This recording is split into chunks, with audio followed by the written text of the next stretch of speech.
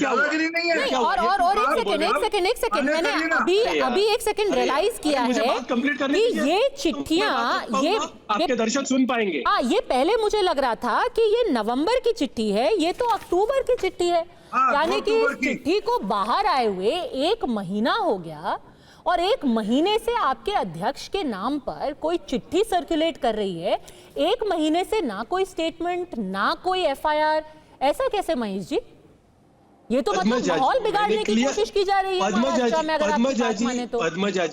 पद्मजा जी आप अभी बात सुनिए और इनको कहिए बीच में मत बोलिए, नहीं तो पॉइंट मुद्दा अगर दर्शकों को नहीं समझ में आएगा तो बात बनती नहीं है। आप सुनिए, मैंने 2 बार आपको कहा है कि अगर 1 महीने पहले आप आपके चैनल पर आज दिखा रही है, आपने भी तो 1 महीना कुछ नहीं किया और आप हमें पूछ रहे आपने 1 महीना क्या किया।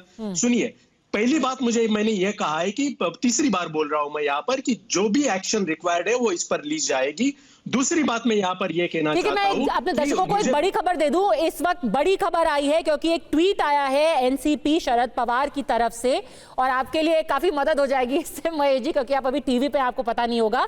उन्होंने ट्वीट करके कहा है, जल्दी से अगर हम वो ट्वीट और ब्रेकिंग चला सकें। उन्होंने कहा है कटुनीति के आधार पर एक चिट्ठी को सर्कुलेट किया जा रहा है जिसमें जयंत राव पाटिल का हस्ताक्षर दिखाया गया है और letter signed by state president Jayant Rao Patil on social media is an indication of the कटुनीति बाय आवर ओपोनेंट्स। यानी कि हमारे विरोधी जिस तरीके की कटुनीति का इस्तेमाल कर रहे हैं उसी के तहत सोशल मीडिया पर यह चिट्ठी सर्कुलेट की जा रही है। This attempt is to drag a case and throw mud at the opposite party and it has been crushed in time. Fake news, fake narratives. Karan Verma, अब तो दोनों पार्टियों ने कह दिया है, तो कौन माहौल बनाने की कोशिश कर रहा था महाराष्ट्र के अंदर? क्या हिंदू मुस्लिम करने की कोशिश की गई? करण वर्मा, दोनों पार्टियां कह रही हैं और हमें उम्मीद है, चिट्ठी आज बाहर आई है, 1 महीने पहले की है, दोनों तरफ से एफआईआर भी की जाएगी। अब माहौल कौन बिगाड़ रहा है? करण वर्मा। देखिए पद्मजा जी, शरद पवार एक बहुत पुराने मंझे हुए खिलाड़ी हैं। उनके जैसे होता है ना कि भाई हाथी के दांत दिखाने के और खाने के, और उनका सीधा उद्देश्य था कि अंडरस्टैंडिंग भी कर ली और पब्लिक में मना भी कर दिया। हमने देखा था राहुल गांधी जब वायनाड में गए थे अपना नॉमिनेशन भरने, तो आईयूएमएल के झंडे नहीं उन्होंने रखे थे। अंडरस्टैंडिंग उनसे पूरी थी, पर कहा झंडा मत दिखाना, सेक्युलरिज्म बिगड़ जाएगा। ठीक वैसी ही अंडरस्टैंडिंग ये है कि आपकी मांगे तो हम पूरी करेंगे ही, हमारा ट्रैक रिकॉर्ड देख लीजिए, चाहे कर्नाटका का हो चाहे यहाँ का हो, और बाकी हम मना कर देंगे क्योंकि भाई सेक्युलरिज्म जिंदाबाद रहे और बाकी वोट भी तो चाहिए, सिर्फ आपके वोट से तो हम जीत नहीं पाएंगे।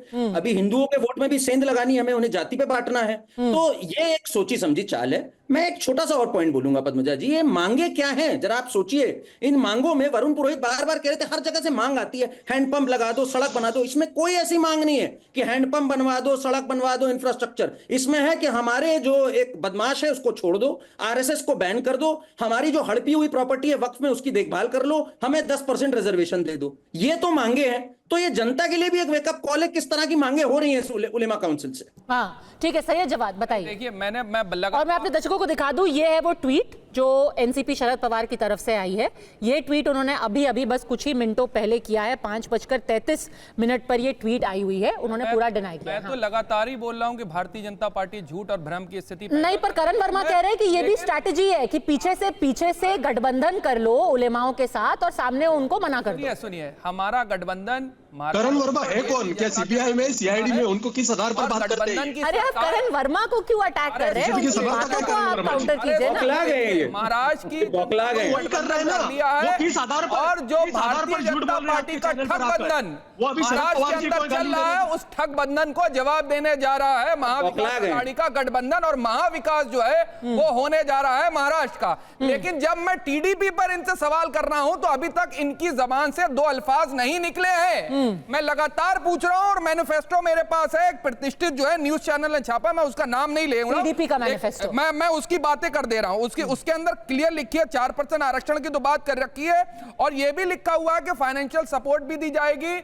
मस्जिदों के इमाम को 10,000 रुपए, मुअज्जिन को 5,000 रुपए दिए जाएंगे। ये टीडीपी के मैनिफेस्टो का आरपी सिंह जी, जो डील अगाड़ी करने के आप इल्जाम लगा रहे हैं महाराष्ट्र में, वही डील तो चंद्रबाबू नायडू ने कर ली आंध्र प्रदेश में। जी बहुत बहुत धन्यवाद। ये पहले भी कई बार चर्चा मेरे साथ कई चैनल पर करी, मैं इनको चैलेंज देता हूं, कृपा कर एनडीए का जो मैनिफेस्टो है, जो एनडीए का मैनिफेस्टो है उसको पढ़कर सुना दीजिए। हर पार्टी का अपना मैनिफेस्टो हो सकता है, होगा, तो जो मूल बात जो जिसपे सारी बात रही है वो पॉइंट नंबर 5 है कि 2012 से लेकर 24 तक अल्फाज चंद्रबाबू नायडू पे भी बोल दीजिए, थोड़ी हिम्मत तो करिए। जैसी कांग्रेस कांग्रेस कांग्रेस कांग्रेस कांग्रेस छाती पीटे जा रहे हैं राहुल गांधी अच्छे डॉक्टर को, अरे चंद्रबाबू नायडू पे अच्छे डॉक्टर से मिलो और अपने कान का इलाज कराओ। मैं देखूं तो कान का इलाज कराओ, अपने कान का इलाज कराओ जाकर कहीं पे किसी मैं तो आपसे कह रहा हूं नहीं बोले जाएगा।